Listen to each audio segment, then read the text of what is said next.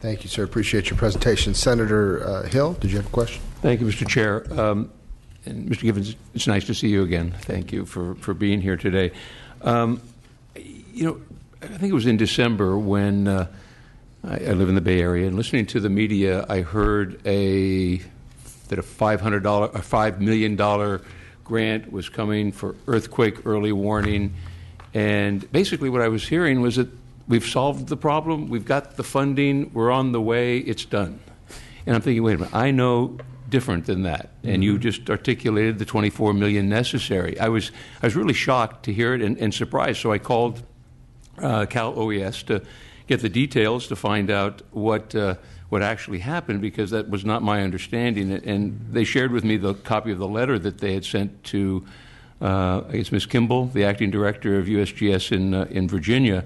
And I quote in there that it says that any and all USGS activity, because the $5 million obviously did not adequately supply or support the effort in totality. And the comment was any and all USGS activities that confuse and or allows for misconstruing our collective efforts to fund, develop, and implement statewide earthquake early warning. So basically the question is, what is the USGS doing to kind of coordinate the messaging of this, so myself as well as other members of the public aren't confused and think that, they thought it was going to happen tomorrow. We'd all have apps on our phone and getting the information that was necessary. So what is the USGS doing to coordinate better and message, kind of speak with one voice, which I think is important? Sure. Yeah, we're actually making a lot of effort in that direction. But first, let me say, obviously, it's very difficult to control the spin that the media puts on the stories that they write. But we have developed or been attempting to develop common talking points between USGS and Cal OES, and in fact we've had several meetings with the Cal OES staff in that regard. I believe it was about 2 weeks ago. We sent them a draft copy of talking points and hoping to work those out so that we'll have common messaging. And you're right, the confusion is certainly not helpful. Unfortunately, because this involves numbers and there are subtleties involved in this, it's easy for it to get confused. You could see from my presentation that there's a different price tag for the state versus the whole West Coast, for construction versus ongoing maintenance. And so we've certainly worked to simplify the message so that there's not more confusion than there already is. Thank you, Mr. Given. Thank you. Mr. Jones-Sawyer. I'm kind of curious. As this warning system is developed, I know I've worked with a lot of emergency management organizations, police, fire, and they have their own internal incident command system, but even that may be dated. I don't know what it's called now, but that was in '94. It may be called something different now.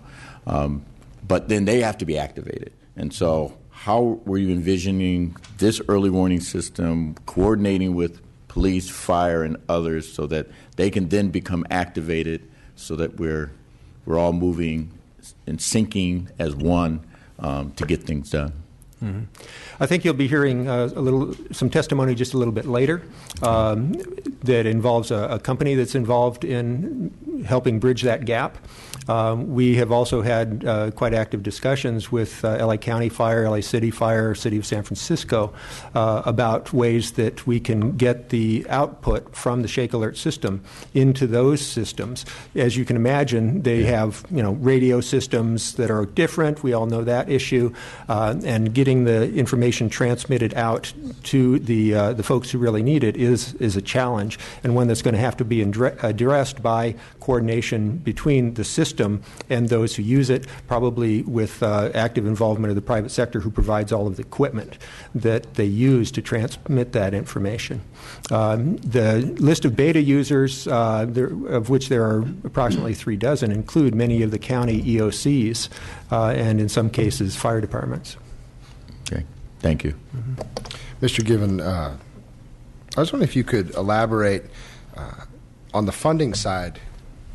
The original legislation by Senator Padilla prohibited the use of general funds, instructed the office to seek a funding mechanism. Mm-hmm. More recently, the Obama administration has put $5 million forward for the Western state system. Could you both identify for the committee how the California system is different than the overall system and how the funding needs correlate between the systems?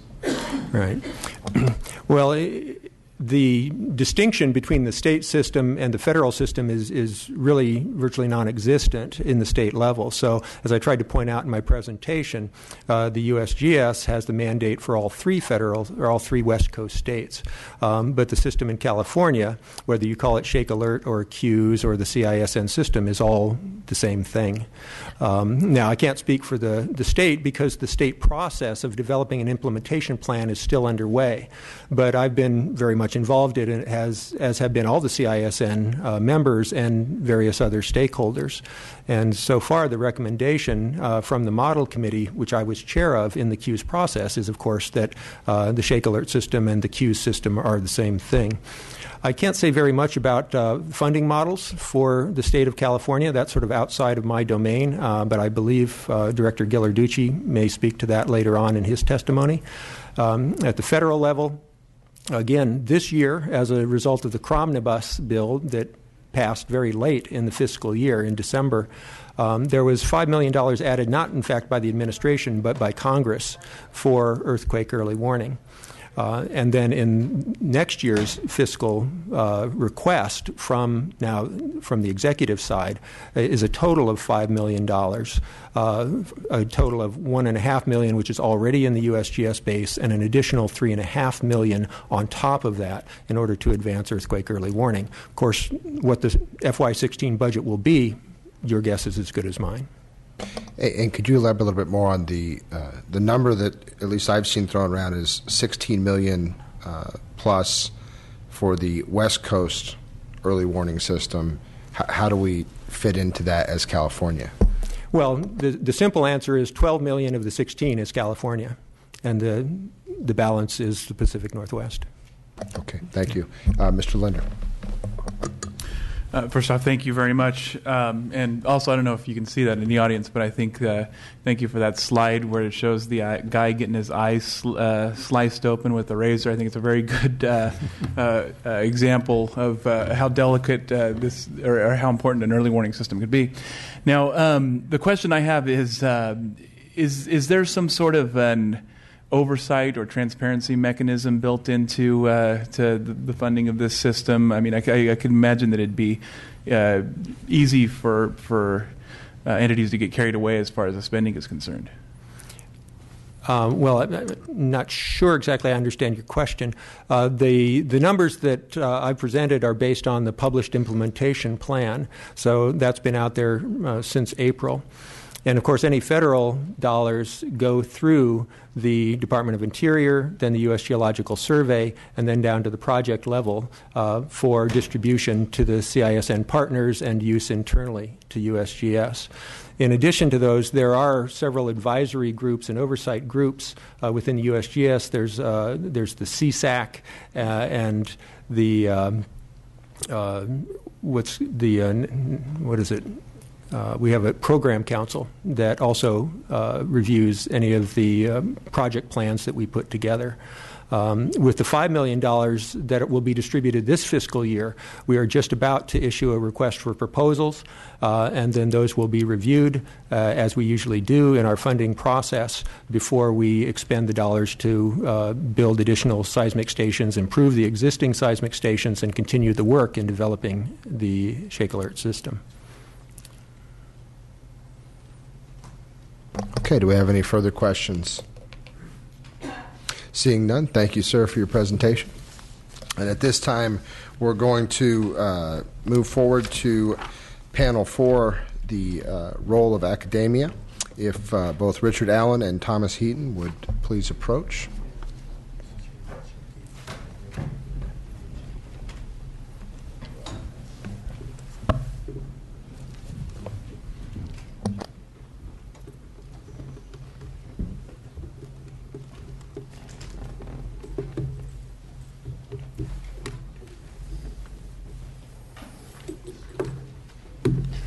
Welcome, gentlemen. Please introduce yourself and proceed with your presentation.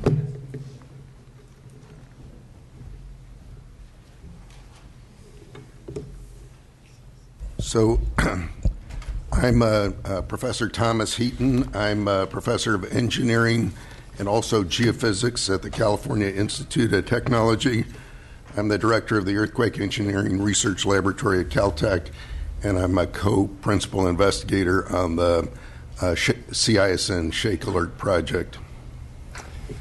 And I am Richard Allen. I'm professor of Earth and Planetary Science and the director of the UC Berkeley Seismological Laboratory.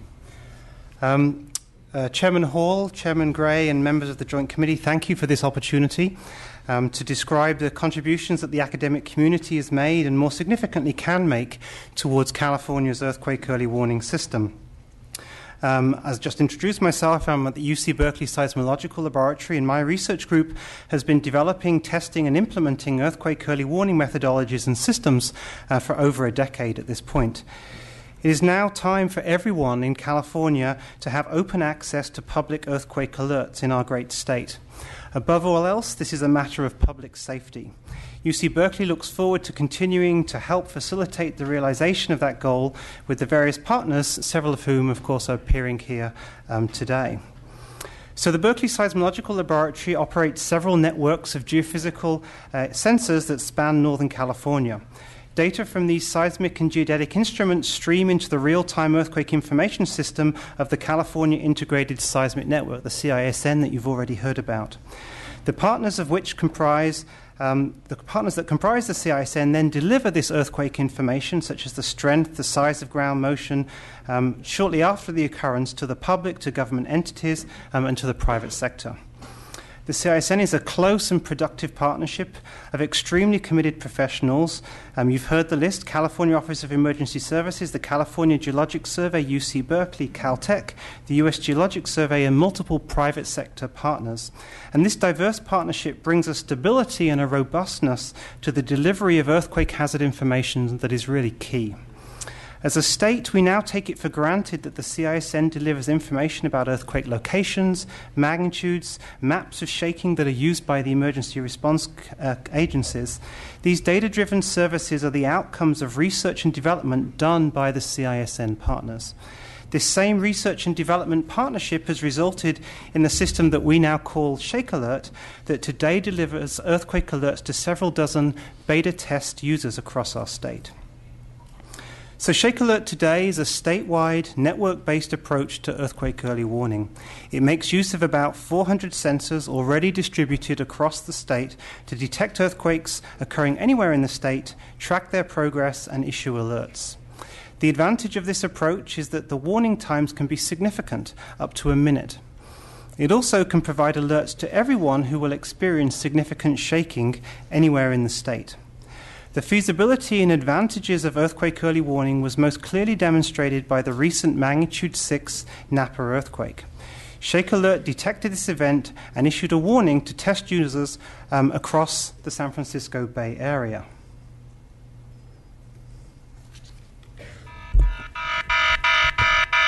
Earthquake, light, shaking, expected in 2 seconds.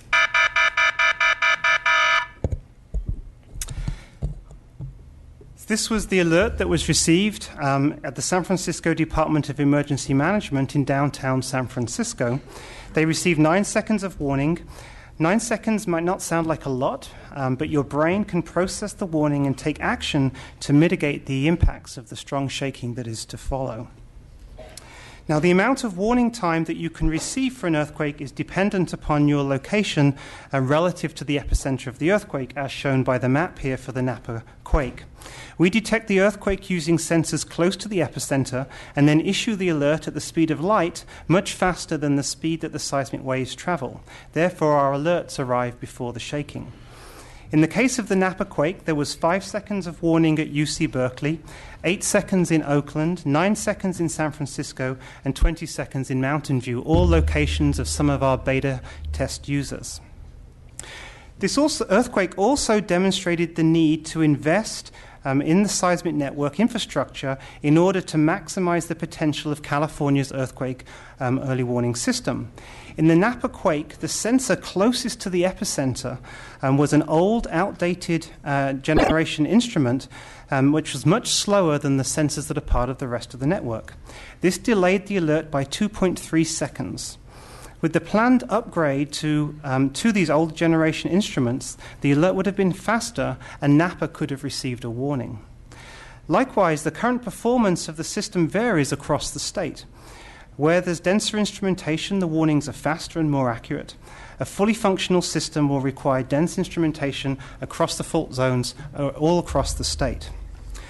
So today, Shake Alert has several dozen test users. These include large groups or agencies that are implementing their own actions, such as BART, Metrolink, Google, Amgen, PG&E, Southern California Edison, and the Los Angeles Unified School District. User groups are also include notification companies who are interested in broadcasting alerts to the public when the system becomes public. These include Early Warning Labs, who are here today, ATOC, and Regroup.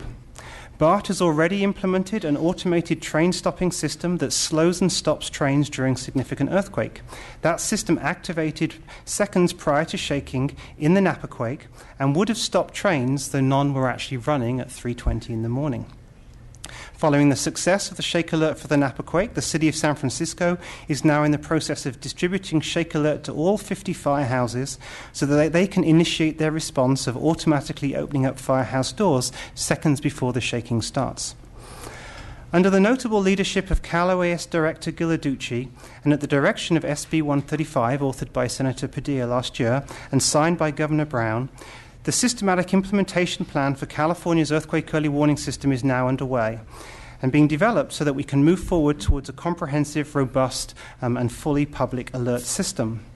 In order to achieve this shared vision, the state will need additional seismic stations, improved communication, development of alerting pathways, and education of users, a broad public-private partnership, then various forms of support from both the public and the private sectors is needed to facilitate these goals. This partnership is demonstrated by the various groups who are actually here participating today. With respect to UC Berkeley's role in the future, the Berkeley Seismological Laboratory will continue to operate and contribute data from our geophysical networks. We will continue our research into the earthquake process in order to further improve early warning systems. And we will also continue to engage new partners from the private sector through our Earthquake Research Affiliates program in order to ensure we are delivering the earthquake hazard information that they need. Most importantly, we will continue to work closely with Director Ghilarducci and Cal OAS, our great partners within the CISN and at the USGS, and all of the private stakeholders. I also wanted to thank you in advance for the state legislators' ongoing support for this important public safety and public service effort. Thank you for the opportunity to provide input. Thanks. So it goes without saying that I'm actually in complete agreement with the statements that have already been provided. It's no accident because these are my colleagues. We've been working together on this for more than a decade, planning for this eventuality that we will be able to provide meaningful seismic alerting in the state of California. And we've developed a well-reasoned, well-thought-out plan. It's been reviewed many times. Our funding has been kind of slow coming, so we've had plenty of time to think about what it is we want to do if we ever really get the resources to do it. And I'm confident we've got a good plan at the moment. We're at a very critical stage in this program. We've had some development funding from the U.S. Geological Survey and especially the Gordon and Betty Moore Foundation. We're eternally grateful to them for providing the funding to make a demonstration system that's now up and running for dozens of different agencies so they can see what the technology looks like. But we need to be very clear about this. It's a demonstration system. It's not been developed to the degree of robustness or reliability that can be appropriate to control the infrastructure of California. And that's just what we're talking about, is building a system that controls our infrastructure. So we've got we've had great success, but if we're going to automatically control all of our trains, all of our communication systems, our refineries, we need a system that's really heavy-duty, robust system. And we're working hard on how to do that, but we're not at a position where we'd say, just unleash this demonstration system. But here's the catch. These companies have got the demonstration system, they say it. What if we have an important earthquake now? Should we use it? Well, it's not really ready to go. We hope that before the earthquake happens, we can turn it into something that we can say, go ahead and use it. We're certainly not going to retract it, but we're in this funny in-between stage, and we need to progress beyond a demonstration system that's been developed by universities into a system that's a much more robust system that's fully supported by our governmental agencies as well as universities.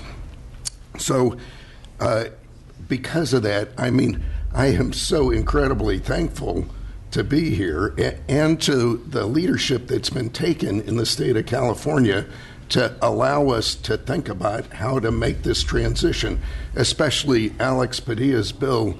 I can't say enough about, just as a Californian and a scientist, how important that was to see somebody step forward and say, I'm willing to take a political leadership to help get this vision turned into a reality. And now there's the CUES process with OES and Mark Ghilarducci helping to lead the way there. And I'm confident that process will come to a fruitful end. It's pretty clear that the federal government has a role in this, but there will be no meaningful system without a state role as well. So that's very important to us. I especially want to focus on the role of universities because I work for a university, and Caltech and the USGS in particular in Southern California have been collaborating for decades to run the Southern California Seismic Network. And it's interesting collaboration because there's university people involved and then there's federal government people involved. And I can guarantee you those are very different kinds of agencies. And yet we're actually right next to each other across the street. We meet all the time. We're good friends and colleagues. I used to work for the U.S. Geological Survey, and we share a common goal. We share a vision of a California that is better prepared to respond to earthquakes. And as a group, we recognize that each of our organizations can bring different kinds of resources to this collaboration. And another one of our partners, of course, is the California Geological Survey and also the California Office of Emergency Services. I've been through decades of emergencies where the California Office of Emergency Services has worked together with Caltech and the USGS in very tense situations. And this working relationship's very important to all Californians because this system provides the critical information in a crisis. It's the information that goes to Southern California Edison, it goes to the gas company, it goes to Caltrans, goes to the railroads. All these different agencies that run critical infrastructure get their information from CISN. And it's important for all of us to understand what a critical piece of information this is. Now, CISN, to most people, you never see it that much because it's been peacetime. It's been pretty quiet. I know the people in Napa may not quite agree with that, but California's been through decades of relative quiet. The last really big important earthquake was the Northridge earthquake, but really Northridge and Loma Prieta were kind of close hits. The real earthquake in California's history was 1906 San Francisco. And of course, at the end of the 1906 earthquake, the largest city in the western United States was gone. It wasn't there anymore. Just look at the pictures. And, you know, sometimes we hear this question of what's in our future. We have no idea, but we do know you should not underestimate earthquakes. I mean, they are a very serious threat. And this is, as I described this is really the key to the nature of this problem. Most of the time, this system, we live in relative peace. That we'll have some magnitude 4 earthquakes happen all the time. People will get excited about them. You'll see them on the news. People will feel them, and the system will come on and say, there will be light shaking in 10 seconds. People will feel it. They'll be excited, and it will all be a big success. Occasionally, along will come a Loma Prieta or a Nampa earthquake, and then we're talking about serious stuff. There will be deaths, heavily shaken areas in close to the epicenter, and the system will have to respond very rapidly because the heavy shaking will be in close to the earthquake. But occasionally, maybe once or twice in a lifetime, a 1906 earthquake is going to show up. It's going to show up in the Bay Area, it'll show up in Southern California, and when that happens, everything will change for everyone. Let's not kid ourselves. I mean, the entire infrastructure will be under duress. Our highways, our communication systems, our power systems, distribution of food, it's going to be a real mess for all of us. We'll all wish we had done far more when those earthquakes hit.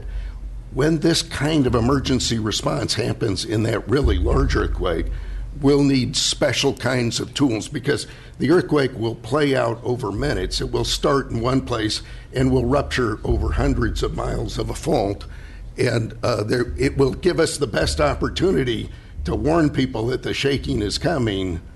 But at the same time, it's the most challenging scientific problem in terms of telling people what's coming, because the earthquake starts at a point and then it starts to spread along the fault, and you've got to tell people the earthquake is getting bigger, and even though you're a long way from the epicenter, there's a good chance you'll be shaken strongly. So we need a system that responds in small earthquakes, magnitude 6 earthquakes, and also responds in magnitude 8 earthquakes. And this is a technical challenge. It's not a simple problem, and that's why universities like Caltech are so important in this problem. We've got a team of geophysicists, earthquake engineers, and also information scientists all working together for how to make the appropriate decision given the information that's flowing into the system. And all I can say is, at first, we describe this as a simple problem. The waves go out, we detect it, and we send out a warning. But the warning really is a message of what's about to come. And what's important about the warning is, what do you do with that information? So what you do in a classroom with students or what you do in an elevator may be very different from the kinds of actions that you would take if you're operating a high-speed rail network. Or it may be very different from the operations you would take in a refinery. By the way, one of the big potential payoffs in this system is decreasing the number of fires that may be started in future earthquakes. We've been pretty lucky. Loma Prieta almost started another conflagration. It didn't, but there's always the question, if you get enough fires started simultaneously in an earthquake, you may not be able to put them out. So decreasing the number of ignitions is an important area that we really want to follow. I'd like to say that I've been in this business for a while. I started just after the San Fernando earthquake. And in the San Fernando earthquake, it took days for people to figure out what it was that had happened. The analysis was done with slide rules and with telephones and maps. Today, we're at a point where you see the alert actually comes to us, tells us what's going on even before we feel it. And in the coming decades, we'll be in a position where all of our smartphones will be hooked into this system. All of our automobiles will be hooked in, our smart televisions, our smart classrooms. We all see this coming. What's a little different about the earthquake problem is that, unlike other parts of our lives, earthquakes don't hit us every day, thank God. But so we haven't had the opportunity to really develop these systems the same way we've developed systems already for, say, the weather. But we know these earthquake issues are coming at us, and we need to work in a preemptive forecasting way to understand how that when this opportunity comes from a big earthquake, we'll have a system that actually works for us. This is really a critical time for all of us as Californians. I've seen California step up in the past. It was so impressive to see the state of California take care of all of our fragile bridges in the 1980s. This is really our opportunity to make a new information infrastructure for California. This information infrastructure, California companies are already at the lead in terms of making information science systems that all around the world. The development of information science systems in California will be shared throughout the rest of the planet, and I'm sure it will be an export industry for us in the future. It's our time to meet our destiny. Thank you.